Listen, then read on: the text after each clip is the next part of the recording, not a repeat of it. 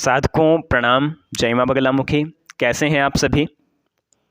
क्षमा प्रार्थी हूँ आप सभी का कि कुछ समय से किसी निजी कारण से साधनात्मक वीडियो अपने इस चैनल के ऊपर, जिसको आप इतना पसंद करते थे, नहीं डाल पा रहा था मैं वीडियो।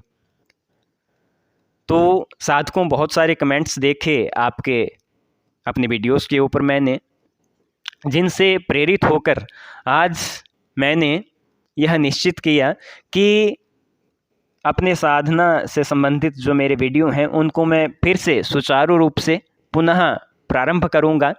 अगर आपका प्रेम इन वीडियोस को भी उसी ही प्रकार से मिलता रहा जिस प्रकार से पहले आप मुझे प्रदान करते थे।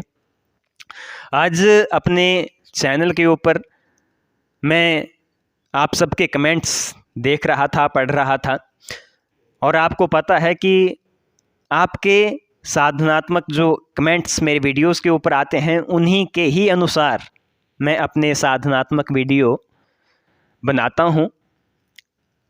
तो साधकों, बहुत सारे वीडियो जो मेरे साधना से संबंधित मेरे चैनल के ऊपर अपलोड हुए थे, उनके मध्य में जब मैंने कमेंट्स आप सब साधकों के देखे तो आपका कहना था कि पंडित जी, आपने जिस प्रकार से कहा था, या जो अन्य जो साधक हैं यूट्यूब के ऊपर या अन्य जो गुरुजन हैं जो साधनाओं के विषय में बताते हैं कि किस प्रकार से साधना को किया जाए, तो महाराज हमने उन समस्त जो नियम हैं, परिपाटियां हैं साधना की, उन सब कर्मकांडों को अपने साधना के मध्य में किया, परंतु सफल नहीं हो पाए अपनी साधना के मध्य में। क्या कारण है?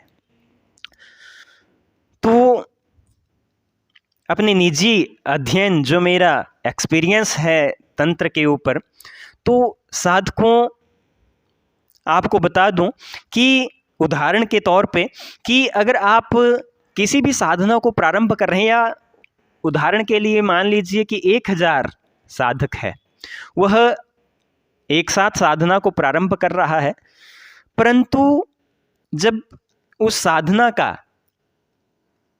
अंतिम क्षण होगा तो उस साधना में अधिकतर जो साधक होंगे वह उस पथ को देखकर, क्योंकि साधना का पथ जो है अत्यंत जटिल है, आधे तो छोड़ चुके होंगे, लेकिन जो अन्य साधक जो बचे हुए होंगे वह उनमें से भी मात्र 10 या 15 साधक ही होंगे जो अपनी साधना के मध्य में सफल होंगे, बाकी सभी असफल हो जाएंगे।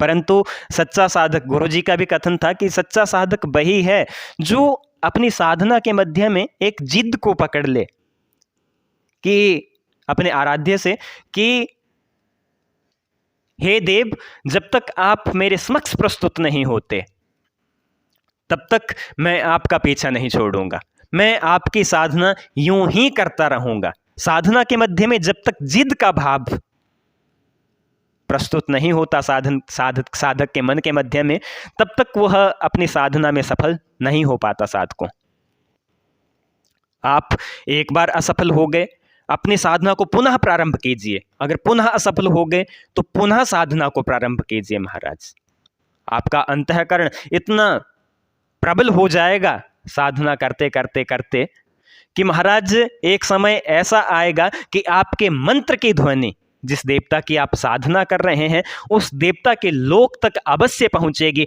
और वह देवता आपके समक्ष प्रस्तुत होगा। इसमें किसी भी प्रकार का संशय नहीं है। लेकिन साधना के मध्य में एक जिद का भाव अवश्य है। साथ में साधना के विषय में जो मैंने अपने पहले वीडियोस में बताया था कि साधना के मध्य में सूक्ष्म सा गणपति जी का जप, जिस स्थान के ऊपर आप साधना को कर रहे हैं उस स्थान के क्षेत्रपाल देवी देवताओं का जप, सूक्ष्म प्रकार से अपनी पितृ देवी देवताओं से निमित्त सूक्ष्म जप, पितृ गायत्री अथवा पितृ मूल मंत्र का जप, और जो भी आपके अन्य कुल देवता हैं, कुलदेवी हैं, जो भी देवी देवता हैं, उनका सूक्ष्म जप अपनी साधना के मध्य में साधक को अवश्य कर लेना चाहिए। यह बात पूर्ण सत्य है। परंतु फिर भी कुछ कारणों के कारण, हमारे प्रारब्ध जो पाप कर्म हैं उनके कारण साधक अपनी साधना के मध्य में सफल नहीं हो पाते। तब भी इन सभी रूल्स को फॉलो करने के बाद क्या कारण है? कारण है मुख्य हमारे प्रारब्ध पाप कर्म। और पाप कर्मों को जो सबसे अधिक, सबसे जल्दी जो देवता छिन्न भिन्न करते हैं, समाप्त करते हैं, वह है माँ गायत्री। इसीलिए ही आज इस वीडियो को मैं बना रहा हूँ। साधकों अगर हो सके अपनी साधना को प्रारंभ करने से पहले 5 महीने, 6 महीने या 1 साल, क्योंकि लंबा विषय है, गायत्री कोई सूक्ष्म विषय नहीं है, इसीलिए ही माँ को वेद माता कहा गया है। माँ गायत्री को अवश्य दें। जो हमारे मंत्र दृष्टा ऋषियों ने माँ गायत्री का पुरुषचरण कहा है 24 लाख, कुछ एक ग्रंथों के मध्य में कुछ एक दृष्टा ऋषियों के द्वारा 30 लाख तक जप कहा गया है, और यह भी मात्र एक पुरुषचरण है माँ गायत्री का। परंतु अगर माँ गायत्री की शरण में आप अपनी साधना से पूर्व जाते हैं महाराज, तो आपकी वाणी के मध्य में जो तेज का प्रादुर्भाव होगा, जो ओज आपको प्राप्त होगा महाराज, वह अन्य साधनाओं से प्राप्त नहीं होगा। और जो आपके प्रारब्ध पाप कर्म हैं, जितने ज़्यादा जल्दी गायत्री मंत्र आपके प्रारब्ध पाप कर्मों को काट सकता है, उतनी क्षमता किसी और मंत्र में नहीं है। यह मेरा निजी विश्वास है।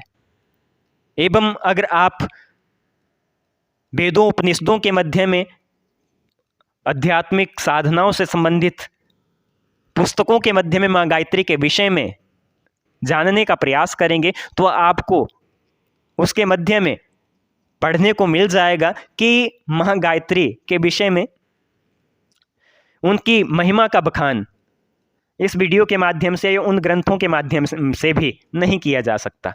आपके वाणी के मध्य में वह ओज, वह तेज होगा कि आपके वाणी से कहा गया एक एक कथन इतना सटीक होगा महाराज, कि जिस प्रकार से हमारे जो पूर्वज थे, वह उनका एक कथन होता था पत्थर पर लकीर, तो महाराज उस प्रकार से आपका कथन हो जाएगा अगर आप माँ गायत्री की शरण में जाते हैं।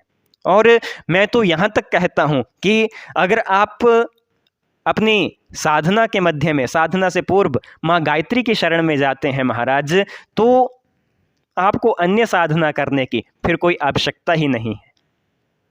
इसीलिए अपनी साधना को करने से पूर्व माँ गायत्री की शरण में अवश्य जाइए। आप जो आनंद का अनुभव माँ गायत्री की शरण में करेंगे, वह किसी अन्य देवी देवता की शरण में नहीं करेंगे। और गायत्री उपासना करने के बाद जो मंत्र का जप करने का आनंद और जो जीभा के मध्य में एक शुद्धता का भाव आ जाता है महाराज, वह बहुत ही आनंदमय एक भाव है, जिसको करने के पर्यंत ही महसूस किया जा सकता है। इसीलिए माँ गायत्री की शरण में अवश्य जाइए। अपनी साधना से पूर्व माँ गायत्री की साधना के मध्य में कुछ समय अवश्य लगाइए, उसके पर्यंत ही अपनी अन्य साधनाओं को कीजिए महाराज। आपको अत्यंत चमत्कारिक परिणाम अपनी साधना के मध्य में प्राप्त होंगे। मैं पूर्ण विश्वास से कहता हूं कि आपको प्राप्त होंगे, इसमें किसी भी प्रकार का संशय नहीं है। इसीलिए अपनी वीडियो को यहीं पे विराम देता हुआ आप अपनी साधना में मेरे इस बताए गए विषय को अवश्य प्रयोग में लाएंगे, इसी आशा के साथ आप सभी से यहीं विराम लेता हूं इस वीडियो का, और पुनः अपनी अलग वीडियो आपके समक्ष साधना के विषय में प्रस्तुत करूंगा। तब तक के लिए जय मां बगलामुखी, जय माता दी साधकों।